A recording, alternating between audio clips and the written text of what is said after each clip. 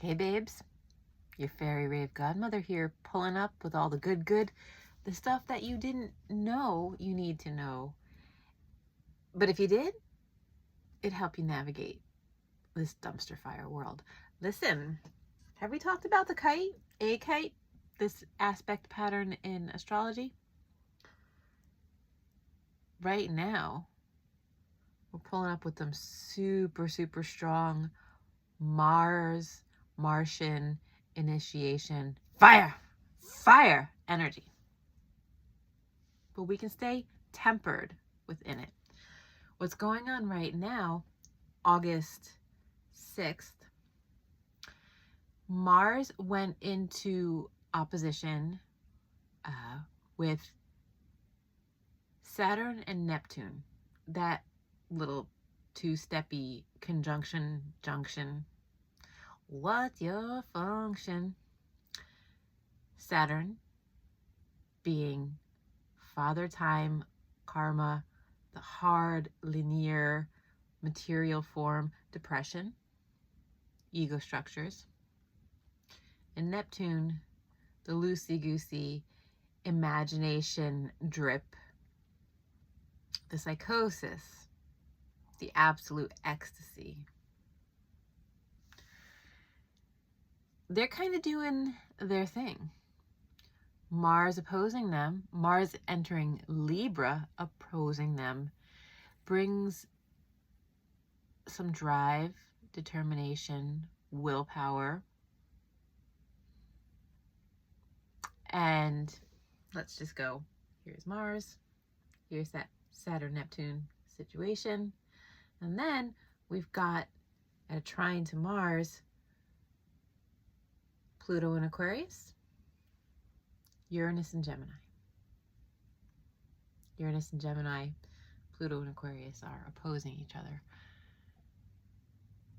There's a whole lot of air energy up in here. No?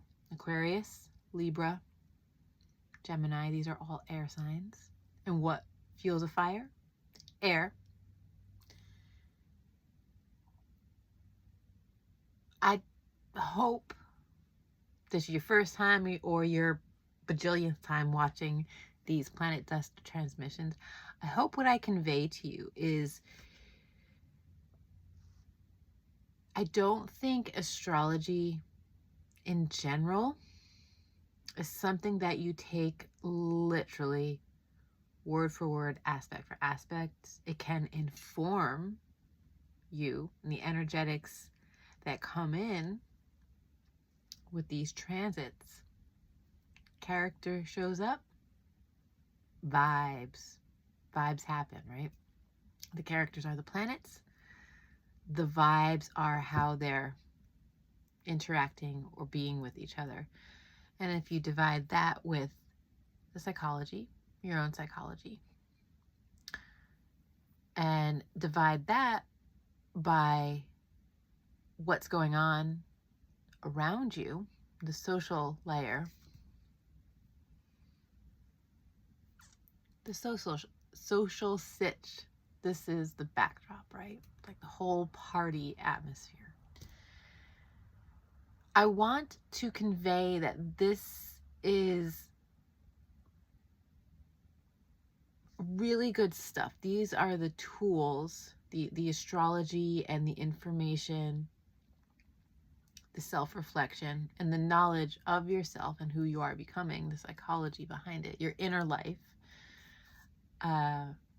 your lived experience. All of this together is material to work with so that you can grow. So maybe your situation changes, you're manifesting or creating something based on transits. There is a full moon coming up at the end of the week too. So in this energetic window, there's an opportunity for the light of the moon to reveal what is hidden, for you to let go, right? So you hear these things if you're watching social media or you're watching videos. It's kind of astrology speak to say, do this, let this go, call it in, do your manifestation, you know. But I almost invite the opportunity for worldview shift. Just think about what it's like to relate to yourself, to each other, and to the world around you in terms of this energy. And I say that because I'm getting big rupture feels, aka, in a way, I feel like this kite aspect pattern, the way that the energy is flowing, the shape that it's flowing through, like,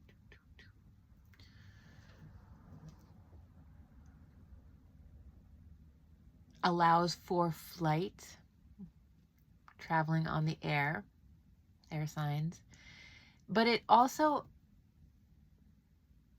is kind of breaking our minds.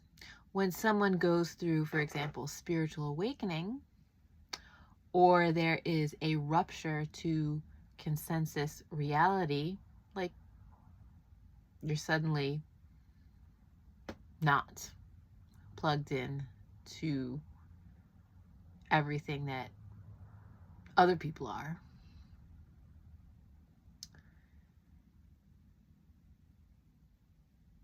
That is growth. Now, that's a very nuanced way to say, or there is a very nuanced way to talk about growth within rupture or psychosis or awakening. It's not an easy experience, right? So if you think of yourself, if you've ever been through it, you know, if you've never been through it, imagine that slowly, things start to seem off. And maybe you start hearing some sounds, some voices that aren't really necessarily present in this physical time and space. Or suddenly a flood of information moves through you, and it's just so big and beyond what you had always known to be true. Let's rupture. Mars, representing the will, drive, and ambition. Let's say the ability to make choices, right? Is opposing this whole Saturn-Neptune sitch. And here's the thing. Saturn, as I mentioned, is ego structures. So when the energy is bigger than the shape that the structures can hold or have previously held, or when more fluid, visceral, metaphoric type information, symbols, and synchronicities overspilleth, and also basically don't fit in the cup because the cup is too small. What do you do? What does one do? Certainly it might be a little hard to make decisions within that. Too much, right?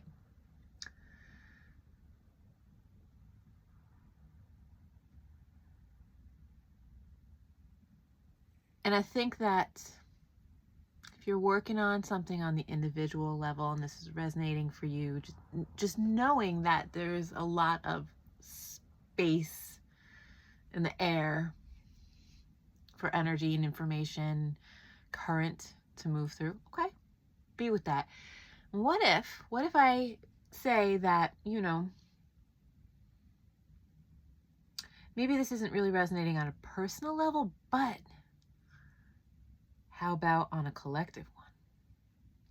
Because what I think this kite, this energetic exchange offers us now is the opportunity as a whole, at least as folks in the West, to reflect on what we had previously perceived or seen through rose-colored glasses, like high Neptune, right? We had seen the world in a post-World War II era of abundance and efficiency and perceived peace, stability. The US with a strong currency and a leader in global policy and soft diplomacy. Not exactly how it is right now. Shit show is breaking down, right? So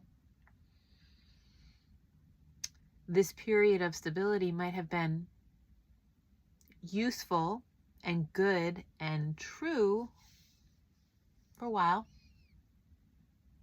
but now we're growing out of it for a lot of different reasons. And I also want to connect the idea that, again, lots of transits, space and the celestial objects and everything out there, they always moving. It's amazing, right? This whole place is alive. But it doesn't mean we need to jump onto every single itty bitty micro movement. I mean, you can. I ain't got time for that. But what you can start to do is track. And that helps you look at the bigger storyline. So it's like, okay, what episode is this in the telenovela? What are we exploring specifically right now? And I talked a little bit about Mars in a previous video, and I related the idea of autofiction. Write your own fiction. Make different choices, or even use the space of creative writing to see what it's like to write from different points of view or different outcomes of stories. The idea is that you can apply your creative ability, this generative ability, and the will to be more strategic, to make decisions, but you use a little bit of fiction to pump you up and to do that.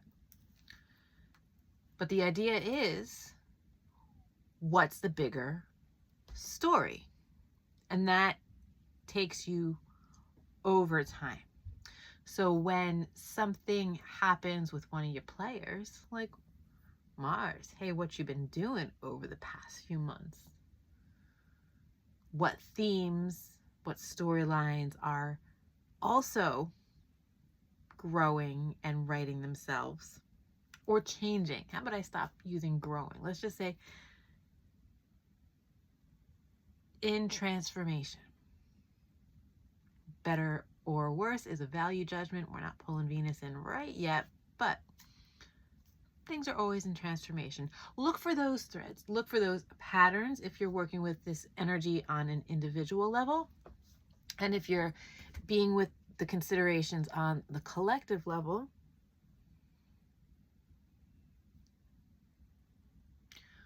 what does it look like for us to live in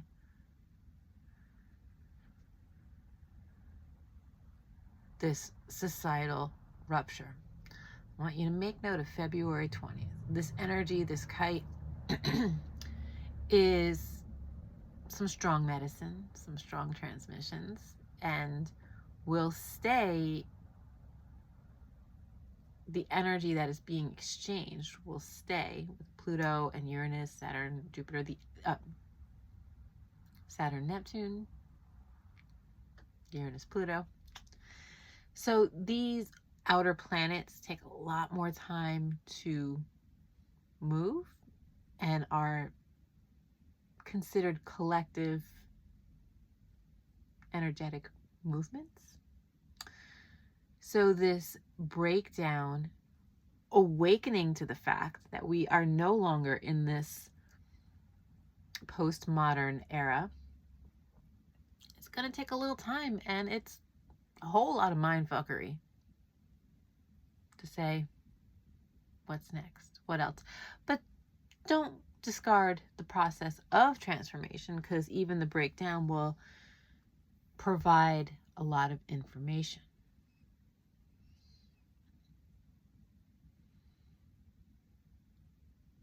And I think we just need to watch out for each other. So if you feel an ick, be with that ick. If it's too strong, maybe ask yourself, what if what I'm processing and being with right now isn't mine at all? What if what I feel is actually the collective? Whether that's categorically true or not, again, who cares? But pulling up with the autofiction for the collective process, what if you're just the writer for the world's drama?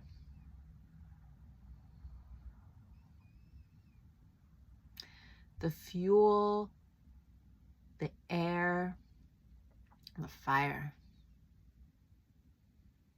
that is accessible right now is a lot.